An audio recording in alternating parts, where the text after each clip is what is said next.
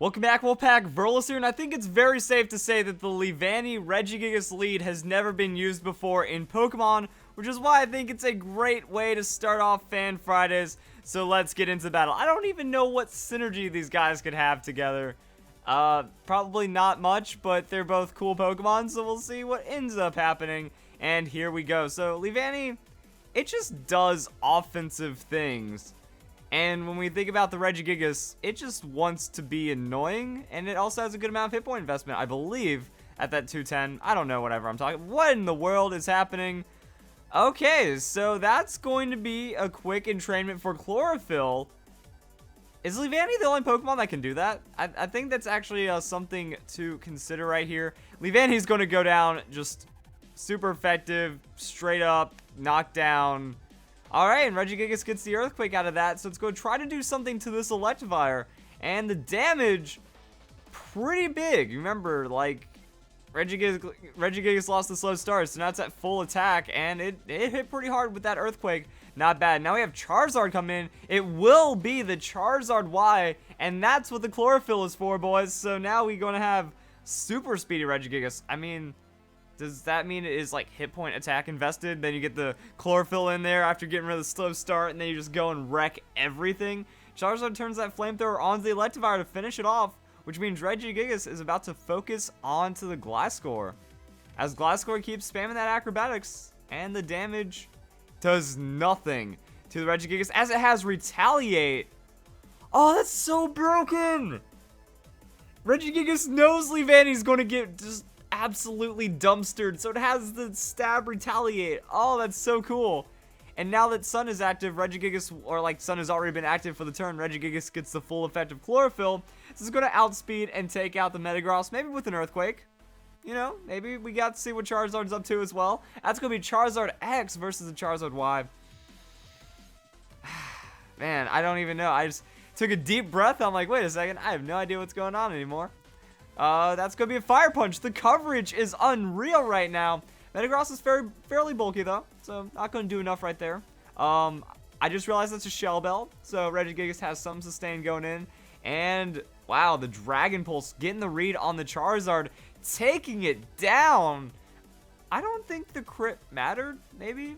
I don't know, Dragon Pulse is super effective. Either way, Metagross is Thunder Punch, and that's going to do some work on a Charizard, but not enough to really take it out. And Regigigas has Retaliate. Just because.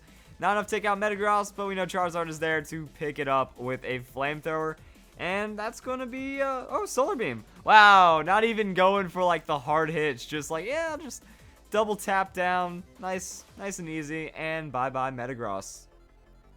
Crap, the battle's over, guys. Huh. I don't even know what to say about that. A lot of cool things happen, but I do know we have another battle to show. Oh, yeah. Okay, so it's a single battle. Alright, and it's a Milotic. I'm okay with all this. Milotic is a really fun Pokemon to watch. We're going to see if Charizard does anything, and then Metagross might go for some kind of finish. Yeah, stuff's going to happen. So, Charizard Y isn't going to be... Oh, actually, it's going to be very effective. Actually, it's Charizard X. Wow, I got none of this correct. But Charizard X is going to be very effective against Klefki. I was thinking like Charizard Y isn't going to do as much in singles, but hey, we got Charizard for every situation. Setting up the light screen, Klefki did not get the read on Charizard X, and it is going to pay dearly for it. There's the Earthquake from Charizard. Not enough scale Klefki, bulky little guy right there, gets the Reflect in its favor, but it's going to be the sacrificial Pokemon right here. So the back-to-back Earthquake will be enough to take out the Klefki. I would have just thrown out the Flare Blitz. Would have worked out. But the dual screens is up. Probably like Clay on the Klefki then. Which means the opponent has to hold on to this with a Garchomp. So Charizard has Dragon Claw. But the Reflect is probably going to keep it alive. Or not because of the critical hit. Wow. Oh, the crit. Yeah, I was about to say after that Reflect. You know, crits go through the Reflect. Which is very bad for this whole setup. And then there's Rotom. So, Rotom is going to respond to this Charizard X, hit it with a Hydro Pump, and actually crush a good... Oh my goodness, almost one-shotting the Charizard after that rough skin comes in. But the Dragon Dance, it's not going to be enough. I can say that right here. Charizard gets the Dragon Claw in. Now it has Dragon Dance, outspeeds the Rotom, hits pretty hard, but the Reflect keeping Rotom alive, and then the Hydro Pump for the finish onto Charizard. And now it's, I guess it's up to Milotic or Metagross. Metagross is going to come in. Yeah, bring in Milotic against the Rotom. Not the best decision. And there's the Hydro Pump. Metagross is going to avoid it and hits with the Meteor Mash. But Meteor Mash isn't the best decision either. That's going to be, oh, I was about to say, it's going to be heavily resisted. No, Rotom didn't even acknowledge that as an attack. I think a Gentle Breeze does more damage to a Rotom. Yeah, actually, a Gentle Breeze can carry leaves in it. You know, leaves just kind of blowing in the wind. That hurts Rotom more than this. But tried to take it a little further, because when you think about it, there was some kind of strategy there. You know, you use the Meteor Mash, you hope for the attack raise, and then you use that to double down the damage into Rotom. But even then, Meteor Mash does so little damage, and it has a chance.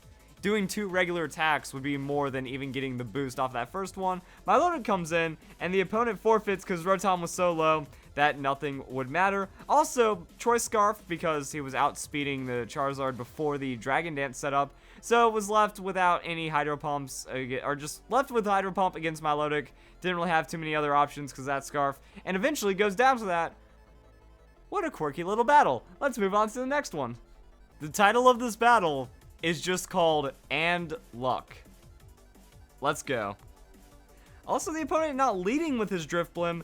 Very curious. Actually, after getting into the Tyranitar, extra curious. I have no idea what's going to happen right now. So the opponent, there's the Tyranitar leading off right there. And then we also have a Charizard once again. I'm guessing the And Luck is a Stone Edge clutch missing or some kind of shenanigans right there. So Charizard X, that's our single battle go-to. Sand's going to be alive because we don't have Charizard Y. Charizard Y would be interesting. You bring out the sun, you clear the sand, and then you throw out a Solar Beam. But just going for that straight Earthquake and not even caring about Dragon Dance. Dragon Dance wouldn't have mattered either way because you're already outspeeding. Pursuit isn't going to get much done on Tyranitar. That was a crit hit. And as we already saw, you know, the Earthquake is going to 2-shot. The 1-shot on top of that isn't enough. And it looks like we're about to see our Drifblim. Because Earthquake, Spam, Drifblim Slime type doesn't really work that way. Alright, what are other people's Drifblims running? Like, what do we have right here? Is it called And Luck because we get through the Minimize or something? Charizard hits that Dragon Claw, though. And Drifblim going to shrug it off pretty hard and throw down that Minimize. So, still in 2-shot range after that one Dragon Claw. No Citrus Berry, no Red Card. I am very curious as to what the item on this Drifblim is. Because you have the Citrus Berry, he'd survive, he would outspeed, he'd hit the Minimize, and then had a better chance of that missing. Didn't even lead with the Drifblim anyways.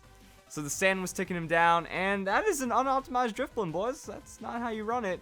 Minimize only gives you that 60, or actually it's like 36% chance to miss on the first use, or 34% chance. So didn't get the roll. Still had favorable odds for the Charizard. That's why Minimize isn't broken. Charizard gets that Flare Blitz though, and that is going to be a very, very free Lucario. Very free Lucario. Because Lucario doesn't have its insane... Well, actually, I thought Lucario had good speed before Mega Evolved. Now I'm curious, because I haven't considered the Lucario optimization in a while. But that's just going to be an outspeed, hit the Tyranitar, and then dunk it down. Because is Lucario 80? 90. Okay, so it's 90 and then it goes to 112. I was thinking, I was like, yeah, it's under 100 base speed. So then the Charizard outspeeds it. Jolly Charizard, Flare Blitz for free. Lucario didn't have the Protect, and cool. I like this battle. Besides the Minimize thing happening, we got to disprove 2 Smogon bans pretty easily. I mean, Minimize and Mega Lucario. See, they're not that strong. They're not an instant toolkit win right there.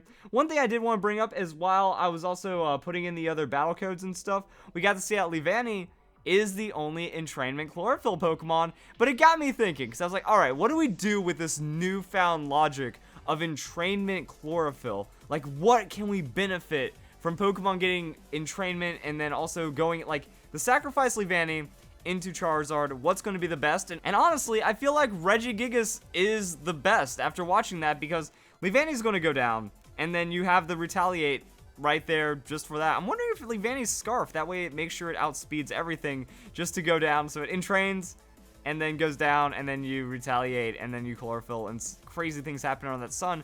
Because getting rid of that slow start, like anytime you can do skill swap or ability shenanigans when it comes to the Regigigas, you're going to get a lot of benefit out of it. I'm guessing the only other thing would be like slacking that could benefit from the entrainment chlorophyll, because a lot of Pokemon would like to go fast in sun, like fire type specifically, but I think the Regigigas takes the cake right there. So I think that's it. I was looking at other entrainment Pokemon, and at this time I don't see anything too ridiculous. The Leavanny really got me, so that's pretty good. I like this. I think it's a great start to Fan Fridays. So if you guys enjoy the video, I hope you all have a nice, actually no, you don't get to have a nice day just yet. Get ready for some more Fan Fridays. You can have a nice day at the end, and that's also when you submit your battle code, battle number 5. Let's go.